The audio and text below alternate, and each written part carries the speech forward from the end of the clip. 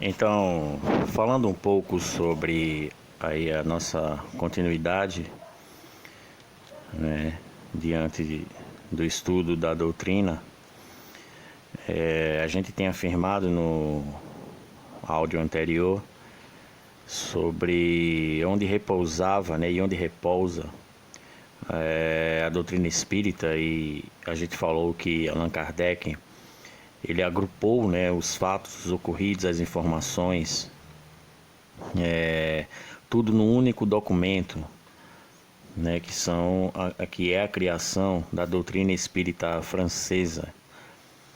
E ele analisando e estudando os povos, o que ele quis dizer na verdade é que isso sempre existiu, ele apenas organizou, né? E podemos ver a doutrina da imortalidade da alma já tentando ser estudada ou já estudada, né, pelos povos daquela época, como a gente falou. Por exemplo, a gente pode ver isso nos hindus, que é, se não a religião mais antiga aí que já existiu. Se quiser andar ainda mais para trás, o mistério aí sobre os hominídeos enterrarem seus próprios mortos, então talvez isso esteja na própria consciência, né, do homem, na própria consciência aí já registrada e sendo refletida de alguma maneira de acordo com os seus desenvolvimentos e progressos e atualidades, né? Então nós podemos ver também na civilização egípcia, que é só dar uma olhada aí na história da civilização egípcia, a gente também vai encontrar isso, né? Questões que tratavam de espíritos, da imortalidade da alma e tal. Nas chinesas, nos celtas, nos gregos, nos persas, enfim.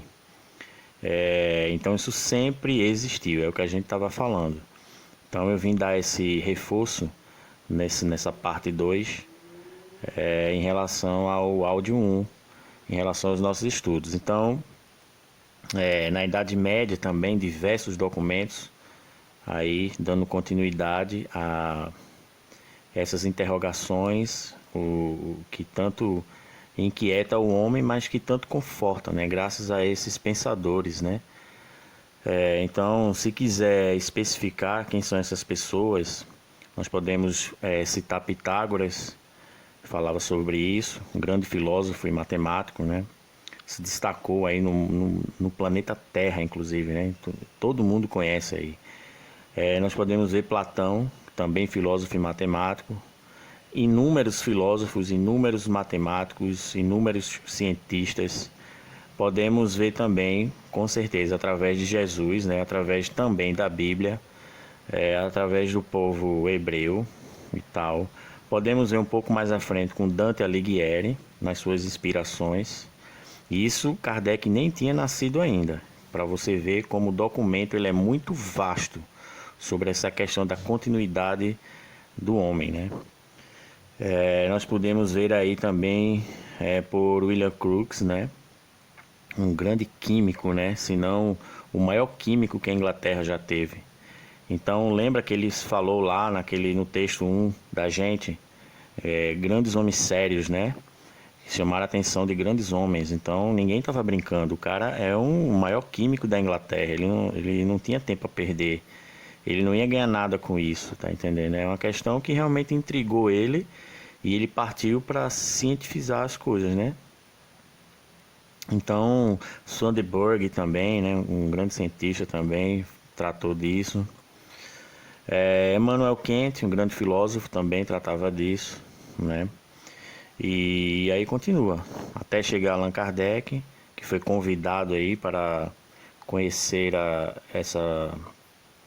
o espiritismo, né? E ele evoluir o que já estava sendo vivenciado, né? Hoje, se a gente for colocar, nos tempos de hoje, nós vamos encontrar aí vários doutores em física, vários doutores em filosofia, teólogos, psicólogos, então tudo que é área aí de acordo com a doutrina espírita, né? Dando continuidade, fazendo seus trabalhos, e então não é assim, uma ignorância acreditar no espiritismo, acreditar no espiritualismo, melhor dizendo. Não é de todo uma tremenda ignorância, né? Simplesmente cada um tem os seus embasamentos, né? É claro que isso faz parte de uma cadeia, né? Progressiva, acredito eu, porque a ideia de Allan Kardec foi também, principalmente, eliminar o misticismo que havia no espiritualismo, né? Então ele chegou realmente para tornar a coisa mais científica, tanto é que ele cita, né, ciência filosófica. Vai ter uma parte que a gente vai estudar aqui sobre como o Kardec encarava isso. O espiritismo é ciência, então ele diz. Mais na frente a gente vai estudar sobre isso, né? E ele compara como uma ciência ali de observação. Isso já estaria num bom caminho pensar assim, né? Tipo, estamos dando passos, né? E se for mentira, se for uma grande fantasia, o tempo vai dizer, né? Vai cair por terra, né? Mas pelo que ele estudou e pelo que a gente vê, muito pelo contrário, cada vez mais a gente fica mais achando estranhas, né, as coisas, né? A gente fica achando que cada vez mais esses mistérios nos deixam sem dormir, né? Muitas pessoas passam por vários fenômenos, né, íntimos, que elas sabem, né, o que acontece na verdade, e é uma pena quando vão tentar passar isso para outras pessoas, sendo que as outras pessoas não tiveram essas experiências. É até normal que elas neguem, né?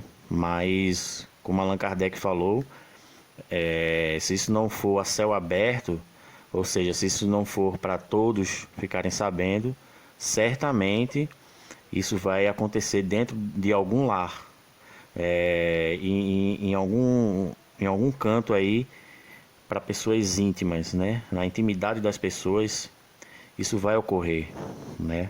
Mesmo que de modo que isso não seja passado publicamente. E isso inculca a gente, né? Tipo, eu tive minhas experiências também, várias pessoas tiveram. E mesmo se eu não tivesse passado por certas coisas, eu com certeza iria respeitar, porque eu ia tentar compreender o que a narrativa, né? Eu ia tentar compreender a narrativa e realmente ela é de um bom senso, de uma inteligência incrível, maravilhosa, né? A doutrina espírita, essa, essa, essa parte aí que o espiritualismo nos deixou, né? Que o espiritualismo abriu caminho para que existisse o espiritismo, né? E isso é muito fantástico, né? Então, é isso que a gente queria dizer. Quando ele cita na introdução, que chama a atenção de pessoas sérias, né? Que se fosse uma coisa fantasiosa, ela não duraria tanto tempo, né? E ao mesmo tempo, quando ele fala que isso está em todos os cantos aí do mundo, né? Em todas as épocas, né? Então a gente citou aqui que isso realmente sempre fez parte de grandes civilizações, das civilizações mais antigas, atravessando aí até as primitivas mesmo, dos hominídeos nós temos registros, passando pela Idade Média, passando pelo tempo aí de Kardec e o pós-Kardec, né? E os dias atuais, continua tudo isso. Então é muito forte, é muito bem embasada, né? Não tem como isso ter passado de geração em geração sem que tenha sido uma coisa fundada em algo positivo, né? Porque não ia durar. Se isso tudo que ele fala, o que ele faz, o que ele fez, não fosse fundada em algo positivo, não teria durado. Se fosse uma fantasia, iria cair por terra, né? Então, é por isso que ele fala que está na própria natureza, né? Que o espiritismo está na própria natureza, né? E essa questão da imortalidade da alma, da existência do espírito, por mais que as pessoas peçam para provar, mas não tem como, né? Ter que pegar um espírito, botar dentro de um frasquinho aos moldes da ciência clássica, isso não vai ser possível, né? E fazer um laboratório em cima disso, até porque os espíritos têm suas vidas próprias, existe as limitações materiais, ninguém sabe, né? Como seria feito isso. Às vezes a pessoa quer provar até isso, mas não tem meios, né? Até por enquanto não tem. Então, a gente lamenta que, que não possa ser provado assim da maneira da ciência clássica, né? Mas o importante é saber que através de raciocínios, através da narrativa, através de tantas histórias, né? A gente perceber que, que é muito possível que isso seja bem amplamente estudado, né? E a luta continua, porque eu nem estou falando ainda do espiritismo que chegou ao Brasil, né? O espiritismo a brasileira, né? A gente não vai tratar sobre essas questões. Ali com a entrada por Bezerra de Menezes, por Chico Xavier, Divaldo Pereira, a gente está muito focado no espiritismo francês mesmo, né? Na raiz, como se diz. E é isso, né? O que acontece e o que aconteceu e o que ele nos deixou. Então é muito bom a gente deixar isso bem certo, isso bem focado, porque tem muita coisa para a gente ver na doutrina espírita, nessa filosofia, nessa ciência filosófica, nessa ciência aí de observação. Muita coisa mesmo, muito conteúdo, e a gente só está na introdução ainda. E vamos aos poucos, mas já suficiente para entender que é um estudo voltado para pessoas sérias, para pessoas estudadas, doutores, né, cientistas, filósofos, grandes pensadores. Já tratava sobre essas questões. Então, realmente não teria durado, né, se não fosse sério, se não fosse um estudo sério. E atravessou todas as civilizações, como a gente falou. E aí até chegar a Allan Kardec, organizar tudo isso, né? Se deparar com as mesas girantes aí, né? E transformar isso de uma forma realmente palpável, né? Através das manifestações, para que nós tivéssemos entendido aí de uma melhor forma sobre esse contato do espírito para com o homem, né? E é isso, então vamos centrar nisso, porque os estudos realmente são sérios, chamando a atenção aí de Kardec, né, as mesas girantes, mas não só, tem muitas outras formas, né, de se manifestar ou de manifesto, como psicografia, como intuitiva, né, aí algo sobre intuição.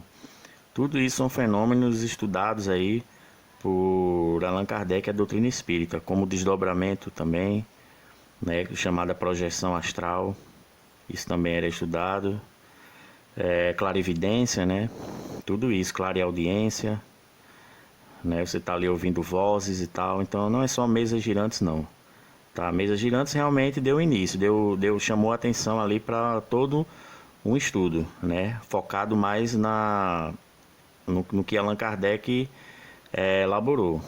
Mas isso aí é só a ponta do iceberg, né? Tem muitos outros modos de comunicação, muitos outros fenômenos. Não vamos depender só de mesas girantes, ou a chamada aí pancadas, né?